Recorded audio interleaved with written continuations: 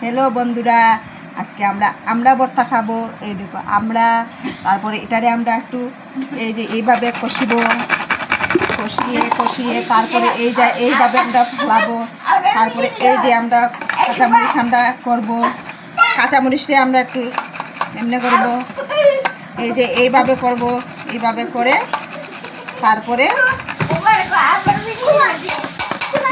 এই যে এটা এখানে রেখে দেবো। তারপরে একটু মরিচের গুঁড়াটি দেব, মরিচের গুঁড়িটা দিব, তারপরে একটু লবণ দিব। হ্যাঁ, লবণ দিয়েছি, তারপর মরিচের গুঁড়া দিয়ে দিই। তারপরে আমরা একটু তেল দেবো, সরষের তেলটা দিলে আর কি একটু টেস্টটা বাড়ে। হ্যাঁ, খেতেও খুব স্বাদ লাগে, একবার বানিয়ে খেয়ে দেখবেন আপনারা। আর ওই যে আমরা আটিগুলি আছে না, আটিগুলি ফেলে দিয়েছি, এগুলি খেতে কিন্তু খুব ধাতু চুকা হয়ে যায়। আচ্ছা, রেখে দিলাম।